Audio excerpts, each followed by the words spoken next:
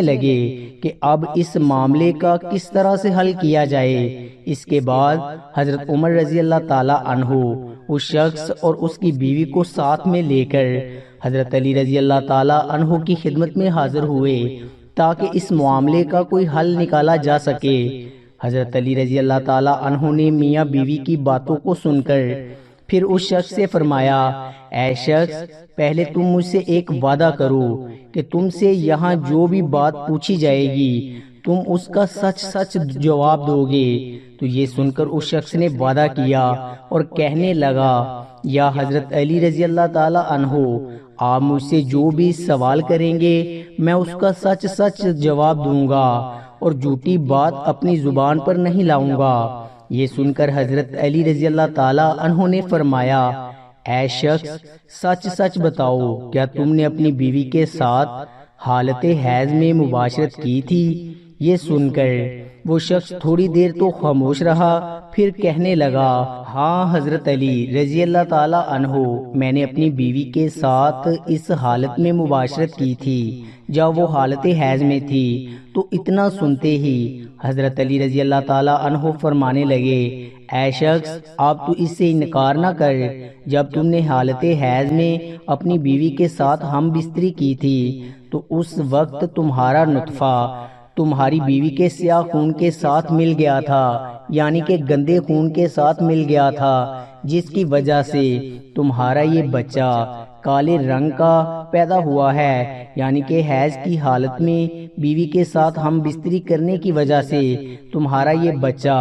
کالے رنگ کا اور بدصورت پیدا ہوا ہے، لہٰذا اب تو اس سے انکار نہ کر، یہ بچہ تیرا ہی ہے، تو اسے قبول کر لے اور اپنی اس بیوی پر جھوٹی تہمت مت لگا۔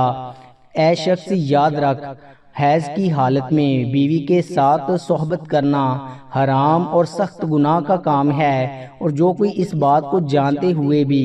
حیض کی حالت میں اپنی بیوی کے ساتھ ہم بستری کرتا ہے تو اللہ پاک ایسے شخص کو پسند نہیں فرماتا،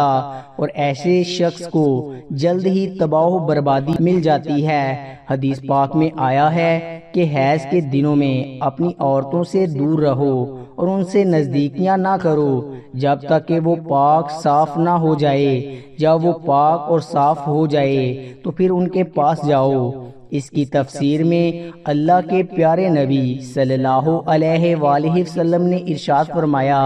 کہ حیض کے دنوں میں تم اپنی بیویوں کے ساتھ صحبت نہ کرو، باقی کے معاملاتوں کو، یعنی کہ ان دنوں میں تم اپنی بیویوں سے نفرت بھی نہ کرو۔ اس لیے ناظرین یاد رکھیں کہ حیض کی حالت میں بیوی کے ساتھ ہم بستری کرنا حرام ہے، چاہے شادی کی پہلی رات ہی کیوں نہ ہو۔ اگر کوئی شخص اس بات سے انکار کرے گا اور اپنی بیوی کے ساتھ حیض کی حالت میں صحبت کرتا رہے گا تو ایسا شخص ایمان سے خارج ہو جائے گا، اور پھر ایسے شخص کو اس دنیا میں ہی اللہ تبارک و تعالی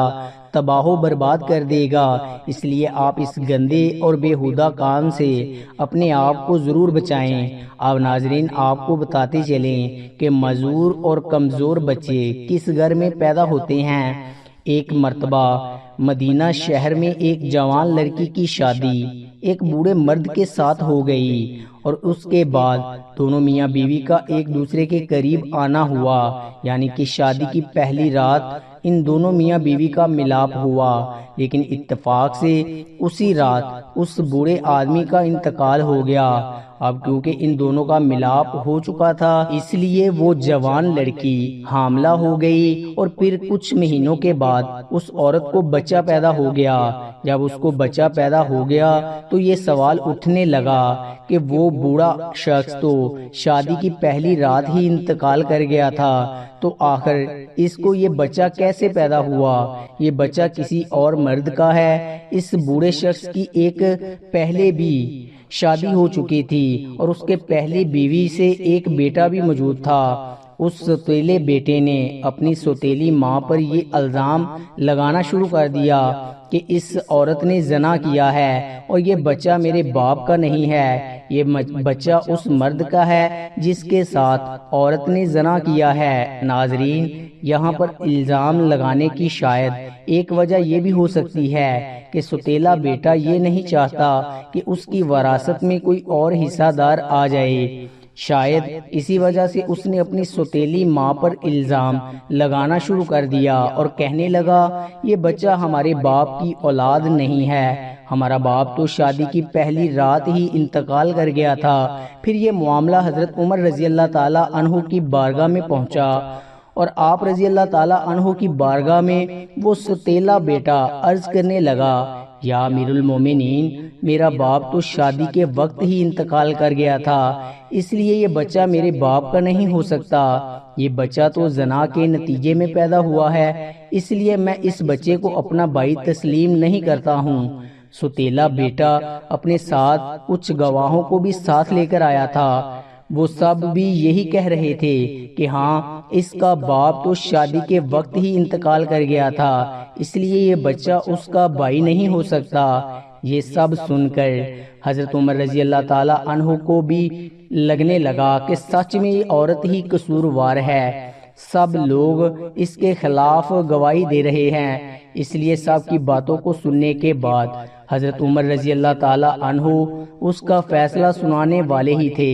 اتنے میں آپ رضی اللہ تعالی عنہ کے دربار میں حضرت علی رضی اللہ تعالی عنہ تشریف لے آئے۔ آپ رضی اللہ تعالی عنہ نے جب یہ سامرا معاملہ سنا تو پھر آپ رضی اللہ تعالی عنہ نے